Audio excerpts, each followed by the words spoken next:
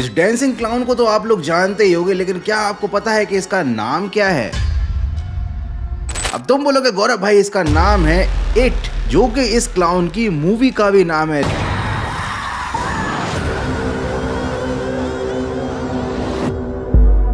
लेकिन क्या कभी तुमने खुद से ये सवाल नहीं पूछा कि ये कैसा नाम हुआ? मतलब किसी खूनी खूंखार दरिंदे क्रीचर का नाम है इट, तो इसके नाम के पीछे है एक बहुत ही सॉलिड रीजन और बहुत ही सॉलिड वाली कहानी। और उससे भी ज्यादा खौफनाक है इस खतरनाक क्रीचर का ओरिजिन। देखो, भूत चाहे कोई भी हो, पेनीवाइज हो, चकी हो, नन हो या फिर हो एनाबेल, इन पर लोग मूवीज तो बना देते हैं लेकिन इनके ओरिजिन को ज्यादा एक्सप्लोर नहीं करते कि आखिर ये भूत कहां से आते हैं और क्यों बन जाते हैं ईविल। और इसीलिए इस सीरीज का नाम है ईविल ब्रेकडाउन। और इस सीरीज की शुरुआत हम करने वाले हैं इट के साथ।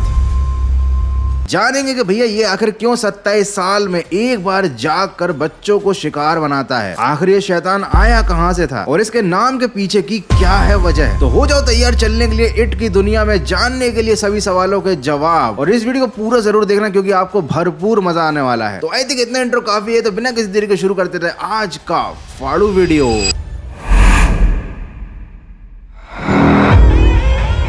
हेलो।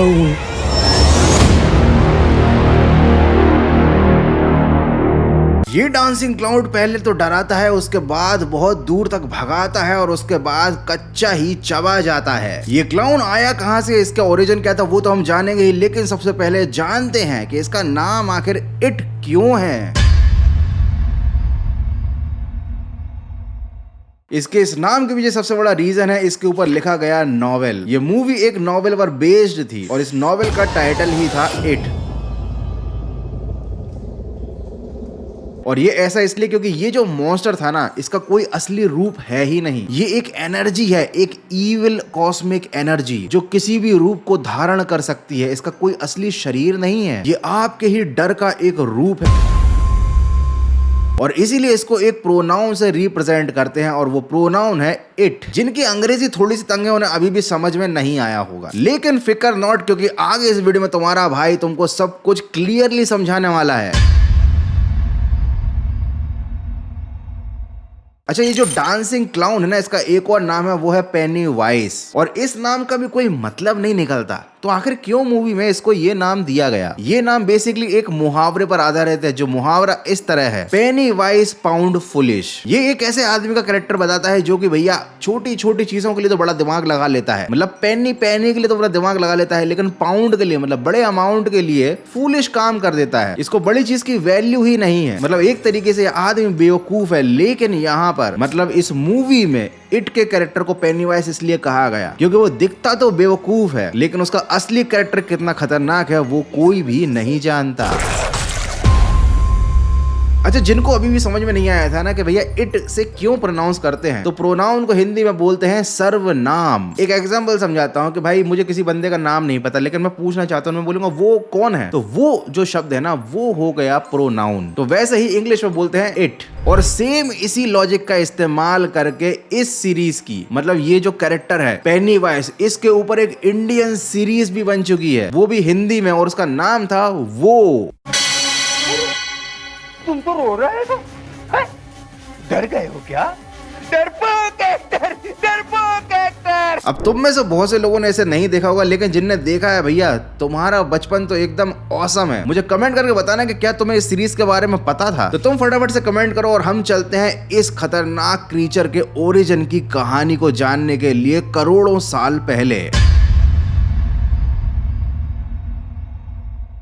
ये जो कैरेक्टर है ये एक फिक्शनल यूनिवर्स से आया है जिसका नाम है मैक्रोवर्स। पेनीवाइज एक ऐसे डायमेंशन में ओरिजिनेट हुआ है जिसे कहा जाता था डार्क डायमेंशन, और इस इट स्पीशीज का नाम था डेड लाइट्स, क्योंकि ये लाइट्स के फॉर्म में थे, ये रोशनी की तरह थे, लेकिन ये किसी भी तरीके का रूप धारण कर सकते थे। शुरुआत में तो जब धरती पर पेनीवाइज ने इंसानों का शिकार शुरू किया, तब वो एक फीमेल स्पाइडर का रूप धारण करता था। ये एक कॉस्मिक इविल एंटिटी थी जो अर्थ पर आया था मिलियंस ईयर्स अगो, कार्गो एक मीटियोर की तरह ये धरती से जिस जगह टकराया वहां बहुत ही गहरा गड्ढा बन गया था और ये इविल एंटिटी कई सालों तक उसी गड्ढे में छुपी रही। बाद में उस जगह पर बन गया एक टाउन जिसका नाम था डेरी। ये एक फिक्शनल टाउन है। ये वही टाउन है जो इट मूवी में दिखाया जाता है। अब ये जो क्रीचर है ये इंसानों की हलचल अपने ऊपर महसूस कर सकता था। जमीन से ऊपर उस सिटी पर वो समझ गया था कि भैया यहाँ पर इंसान है। तो अब ये 27 साल में एक बार निकल कर आता है और करता है इंसानों का शिकार, मिटाता है अपनी भूख। पहले तो ये मकड़ी का रूप धारण करता था बच्चों को डराने के लिए, लेकिन जब शहर में आया एक सर्कस तो वो जान गया कि भैया सर्कस का जो क्लाउन होता है उससे बच्चे बहुत ही जल्दी पट जाते हैं और बहुत ही जल्दी उसकी बातों में आ जाते हैं। और साथ ही साथ ये क्लाउन होता है बच्चों का सबसे बड़ा नाइटमेयर। ये जो क्रीचर है इसके पास रूप बदलने की शक्ति, ये एनिमल बन सकता है, इंसान बन सकता है या दोनों का मिक्सचर बन सकता है। और ये अपनी शक्ति का इस्तेमाल करता है अपने शिकार को बहलाकर फुसलाकर अपने जाल में फंसाने के लिए। इसे जिसका भी शिकार करना होता है ये उस बंदे के दोस्त का या रिश्तेदार का रूप धारण करके उसे अपने जाल में फंसा लेता है।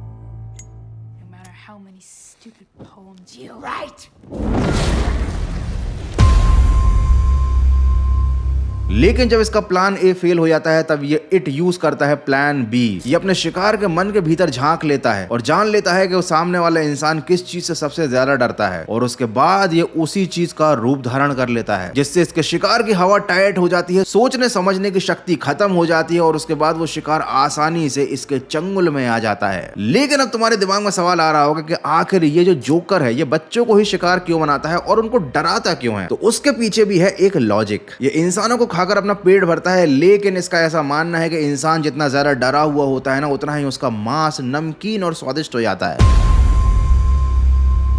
तो ये अपने शिकार को मारने से पहले बहुत डराता है ताकि उसका मांस और ज्यादा टेस्टी हो जाए। लेकिन भैया बड़े लोग इतनी आसानी से डरते नहीं हैं, कभी कभी तो वो मरने से भी नहीं डरते और इसीलिए ये पेनीवाइज पकड़ लेता है बच्चों को, क्योंकि वो आराम से डर जाते हैं। छोटी छोटी चीजों से भी उनकी हवा निकल जाती है।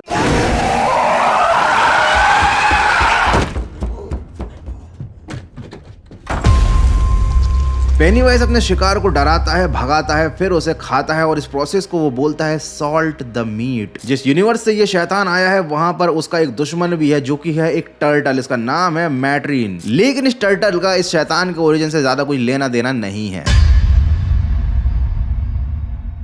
जब एनर्जी के फॉर्मेट में ये शैतान इस धरती पर आया था तो ये जिस जगह पर लैंड हुआ था वो थी नॉर्थ अमेरिका की जमीन, जो बाद में डेरी टाउन बन गई। ये शैतान एक साइकिल को फॉलो करता है। ये 27 से लेकर 25 साल तक सोता है, हाइबरनेट करता है और उसके बाद जब इसको भूख लगती है तब ये जागता है, शहर में आता है, लोगों को अपने रंग रूप से बेवकूफ बनाकर उनको शिकार बना लेता है। शुरुआत में इसने मकड़ी बनकर बच्चों को डराना शुरू किया था, लेकिन बाद में इसने क्लाउन का रूप धारण कर लिया। इसकी पावर ही है शेप शिफ्टिंग की, जिसका उसने इस्तेमाल किया क्लाउन बनने के लिए और उसके बाद उसको ये रूप इतना पसंद आया कि वो जब भी अब वापस आता है शिकार करने के लिए क्लाउन बनकर ही आता है। तो भैया ये जो कैरेक्टर है ना, जिसे नॉवेल में लिखा गया था क्लाउन का कैरेक्टर, ये एक रियल लाइफ सीरियल किलर से इंस्पायर्ड है और ये मैं बता चुका हूँ आज से करीब 4 या 5 साल पहले अपनी एक वीडियो में। तो बेसिकली उस सीरियल किलर का नाम था जॉन गैसी और ये जोकर का रूप धरकर ही लोगों को ऊपर पहुंचा देता था और ये उस टाइम काफी ज्यादा फेमस था। लोग जोकर से डरने लग गए थे और इसीलिए जब उस टाइम ये नॉवेल लिखा गया तब क्लाउन के कैरेक्टर को चूज किया गया मेन विलेन बनाने के लिए, क्योंकि लोग उस टाइम क्लाउन से काफी ज्यादा डरते थे। फिलहाल डरते तो आज भी हैं। रात के समय अकेले में, खासकर इंडिया में, अगर तुम्हें कोई जोकर का गेटअप बनाकर रात में तुम्हारी तरफ आता हुआ दिखाई दे तो लिटरली तुम्हारी भी हवा टाइट तो हो ही जाएगी। एनीवेज, तो भैया इस तरीके से हमारा जो प्यारा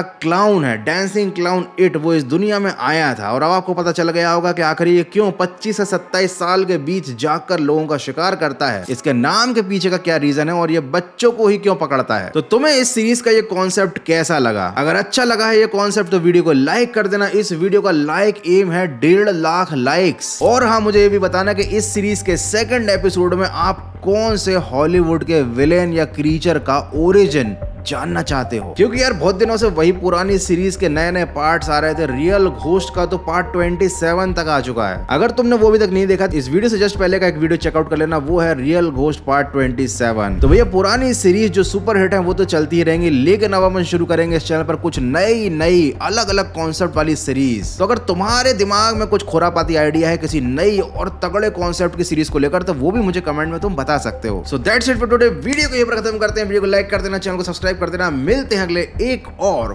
फाड़ो वीडियो में।